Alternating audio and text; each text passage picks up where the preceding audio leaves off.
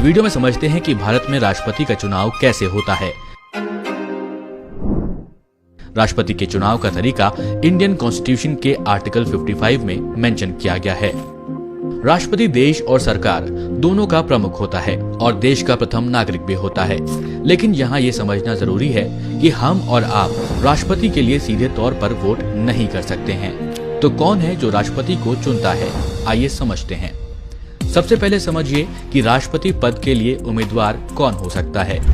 उम्मीदवार भारत का नागरिक होना चाहिए, साथ ही 35 या फिर उससे अधिक उम्र का होना चाहिए। और लोकसभा की एक एमपी बनने के लिए जो एलिजिबिलिटी रिक्वायरमेंट होती है, वही राष्ट्रपति पद के उम्मीदवार की भी एलिजिबिलिटी रिक्वायरमेंट होती है।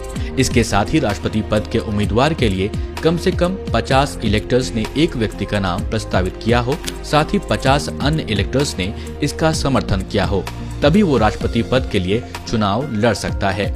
इसको आसान भाषा में समझें तो एक राष्ट्रपति पद के उम्मीदवार को 50 प्रपोजर्स और 50 सेकेंडर्स की जरूरत होती है। इस नियम को सबसे पहले इलेक्शन कमीशन ने 1974 में इंट्रोड्यूस किया था। कारण ये था कि नॉन सीरियस कैंडिडेट्स भी इस पद के उम्मीदवार बन जाया करते थे, जिसके कारण 1974 में जब प्रपोजर्स और सेकेंडर्स का नियम लाया गया, तब एक पोटेंशियल कैंडिडेट को 10 प्रपोजर्स और 10 सेकेंडर्स की जरूरत होती थी और 2500 रुपए की सिक्योरिटी डिपॉजिट भी अनिवार्य कर दी गई थी। जिसके बाद 1997 में नियम में बदलाव किए गए। 50 प्रपोजर्स और 50 सेकेंडर्स के साथ 15,000 रुपए का सिक्योरिटी डिपॉजिट यहाँ पर मैंडेट किया गया। आमतौर पर इस पद के लिए केवल 2 उम्मीदवार होते हैं, एक सत्ता पक्ष के द्वारा प्रस्तावित और दूसरा विपक्ष द्वारा प्रस्तावित। आइए अब समझते हैं चुनाव की प्रक्रिया। प्रेसिडेंट के चुनाव के लिए वोट का अधिकार इलेक्टोरल कॉलेज के मेंबर्स को होता है। अब सवाल ये कि इलेक्टोरल कॉलेज के मेंबर्स कौन होते हैं।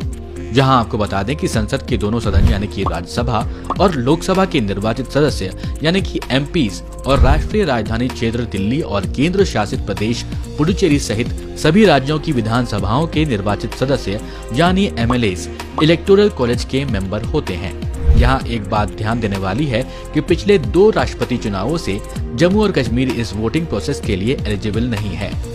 साथ ही विधान परिषद के सदस्य और राज्यसभा के 12 नॉमिनेटेड मेंबर्स प्रेसिडेंट के चुनाव के लिए वोट नहीं कर सकते हैं। अब इसके पीछे की मैथ्स को 2022 में होने वाले राष्ट्रपति चुनाव के हिसाब से समझने की कोशिश करते हैं। इलेक्टोरल कॉलेज में टोटल इलेक्टर्स हैं 4809, 543 लोकसभा एमपीज और 233 राज्यसभा एमपीज और साथ ही साथ 4033 एमएलएस।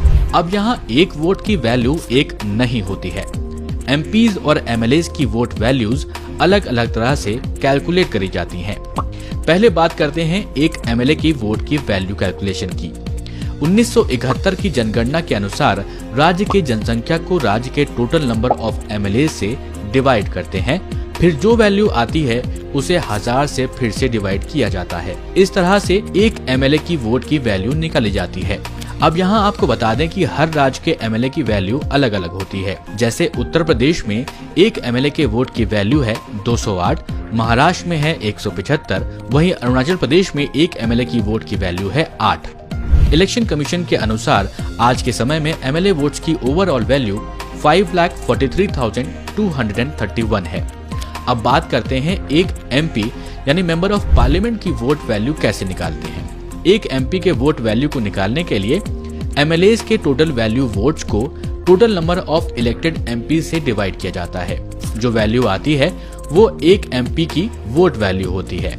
जैसे कि आप एग्जाम्पल में देख सकते हैं, यहाँ पर 5,43,231 जो कि total value of votes of MLAs है, उसको डिवाइड किया गया है टोटल नंबर ऑफ एमपीज यानी 776 से।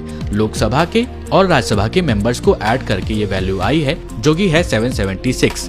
अगर आप total value of votes of MLAs को डिवाइड करेंगे नंबर ऑफ इलेक्टेड एमपीज से तो ये होगी 700। तो ये तो बात हो गई कि वोट वैल्यू कैसे निकाली जाती है। अब इलेक्टोरल कॉलेज की टोटल वोट वैल्यू को देखें तो ये होगी 5,43,200 यानी कि एमपीज की टोटल वोट वैल्यूज प्लस 5,43,231 यानी कि एमएलएस की total vote values equals to 10,86,431। अब जीत के लिए चाहिए इस वैल्यू का 50% यानी 5,43,216, 5,43,216। हमारे देश भारत के अगले राष्ट्रपति 25 जुलाई को शपथ लेंगे। सुप्रीम कोर्ट के चीफ जस्टिस इस पद के लिए शपथ दिलाते हैं। इस वीडियो को लाइक करें, शेयर करें और कमेंट करके हमें अपना फीडबैक जरूर दें।